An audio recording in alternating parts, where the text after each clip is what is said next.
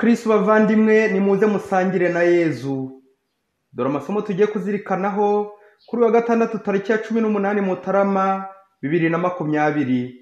Isomo rya mbere ryo mu gitabo cya mbere cya Samweli, umutwe wa 9, umurongo wa mbere kugeza ku wa 4, n'umurongo wa 17 kugeza ku wa 19a, n'umutwe wa 10 umurongo wa mbere.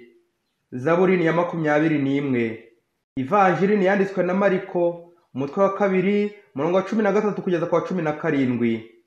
Nyagasani Yezu nabane namwe. Amagambo mu Ivanjili ntagatifu uko yanditswe na Mariko. Muri icyo gihe Yezu yongera kugenda akikiye inyanja, imbaga yose y'abantu iramusanga arabigisha. Nuko yihitira abona Levi mwene Alufeyi yicaye mu biro by'imisoro. Aramubwira ati, nkurikira. Arahaguruka aramukurikira.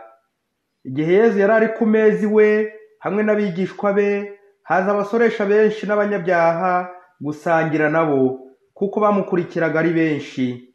Abigisha amategeko n'abafarizayi bamubonye asangira n'abanyabyaha n'abasoresha, babwira abigishwa be bati, dorere, mbese asangira n'abasoresha n'abanyabyaha? Yezu ngo abyumve arabasubiza ati, abazima si bo bakeneye umuvuzi, ahubwo ni abarwayi. Sinazanywe n'intungane, ahubwo nazanywe no guhamagara abanyabyaha. Iyo ni Ivanjili ntagatifu. Bavandimwe bana b'Imana, muri aya masomo turumva itorwa ry'abantu babiri bagiye mu butumwa. Sawuli na Levi baratorwa, hanyuma basangire n'ababatoye.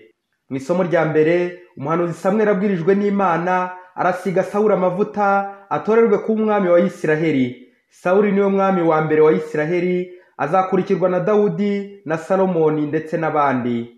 Samweli akibona Sawuli aramubwira ati, tujyane gusenga, kuko uyu munsi uri busangire nanjye. Nuko afata amavuta ayasuka mu mutwe wa Sawuli, aba aramwimitse. Mu Ivanjili Yezu aratora Levi ariwe Matayo, wari umusoresha kandi asangire nawe hamwe n'abandi basoresha. Ariko abafarizayi baraza kwijujutira Yezu usangira n'abanyabyaha n'abasoresha. Hari ibintu bigera muri 5 Sawuli na Levi bahuriyeho. Izina Sawuli ni igiheburayo risobanura demandé par Dieu, uwasabwe n'Imana. Naho Matayo naryo riva ku giheburayo rikavuga ngo don de Dieu, impano y'Imana, rigahinduka mu kigereki Theodore cyangwa Dorothea ku bagore. Nibyo bisobanura mu gifaransa Dieudonné. Bafite inkomoko izwi. Sawuli ni umuhungu wa Kishi, Matayo ni mwene Alufeyi. Sawuli yatowe na Samweli igihe yari agiye gushaka indogobe za se zari zaheze. Matayo yatowe na Yezu amusanze mu biro by'imisoro. Mbere yuko Sawuli atorwa, babanje gusenga we na Samweli. Amaze gusigwa amavuta baranasangira. Naho Matayo we amaze gutorwa na Yezu wari uhibereye yasangiye nawe. Iri sangira rigena Urukarisiya Yezu azadusigiraho ikimenyetso cy'ubusabane n'ubumwe. Iri torwa ryabo ryabereye mu isengesho rigena Urukarisiya, pfundo, zingiro ry'andi masakaramentu yose. Andi yose abera muri Ukarisiya, igitambo cya misa. Mu isengesho rikuru, iyo bimika umupadiri bibera mu gitambo cya misa. Nta byishimo byaruta nko gusangira na Yezu. Nk'ubu Yezu akaza ku meza iwanjye, nanjye tugasangira. Burya bavandimwe, wambaye ikirezi ntamenya ko kera. Dusangira na Yezu kenshi, ariko ntabwo tubyitaho ngo tubifate nk'ibintu bikomeye cyane by'agaciro. Tuzirikane cyane kuri Ukarisiya, aho Yezu yegera abanyabyaha agasangira nabo.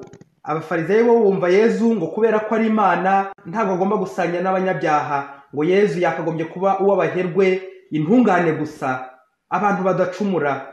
Hari abantu benshi bahazwa bakagira ngo ni uburenganzira bwabo guhazwa, nyamara ni favere, ni impuhwe Yezu abatugiriye. Ukarisiya ntabwo ari igihembo cy'abakora neza, ahubwo ni ifunguro ry'abana b'Imana bari mu rugendo, ikababera impamba, ikababera akabando k'urugendo. Ntawe akagombye kwiyemera ngo niwe ukwiye umubiri wa Kristo, ngo niwe ukwiye gusangira na Yezu, kuko turi abanyabyaha. Ibindi ni Yezu bitugenera kubera impuhwe ze.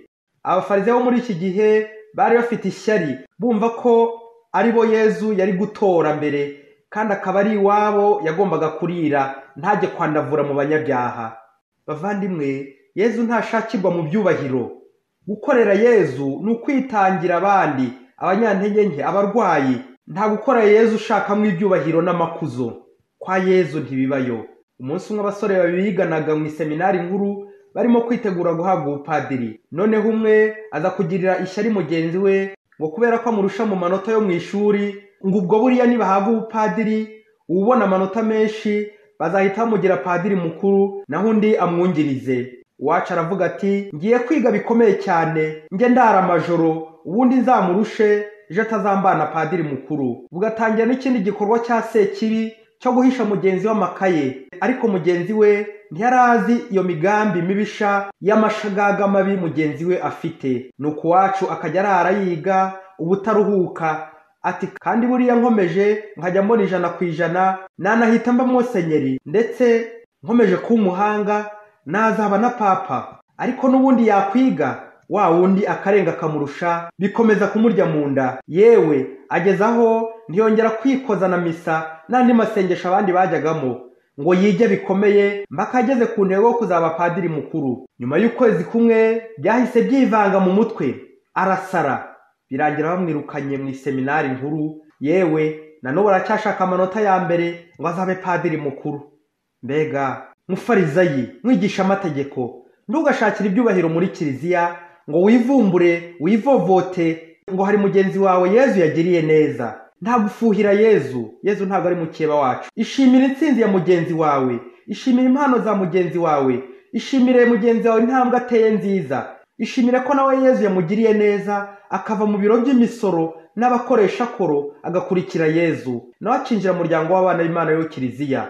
Yezu yishimira ko ngutse intore akayihamagara akayisiga amavuta ya kirisima, akabatizwa, akava mu buja bw'icyaha bwa sekibi. Noneho birakubabaje koko? Rusizi ngo ntiyambukwa, ngo urarakaye da, urafuhira iki? Ntabwo Yezu adukunda ko turi beza, ahubwo tuba beza kuko Yezu adukunda. Turiho ku mpuhwe za Yezu. Muvandimwe, witoze gutane n'abandi, ukunda abanyantege nke, usura abarwayi, gira inama abantu bose baboshywe n'ingoyi ya sekibi n'ibikorwa by'umwijima. Ikindi witoze gusenga neza utarangara kandi utaryarya, kandi ujye uhabwa Yezu neza mu Karisiya umushyizeho umutima, kuko aya mahirwe yo gusangira na Yezu hari benshi bayabuze. Muvandimwe, Ukarisiya dutera imbaraga za roho.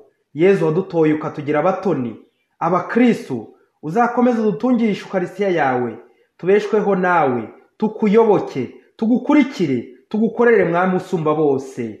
Amen. Mwari kumwe na Padiri Masumbuko Ladisirasi, murezi mu iseminari ya Mutagatifu Aloyizi, Diyosezi ya Cyangugu.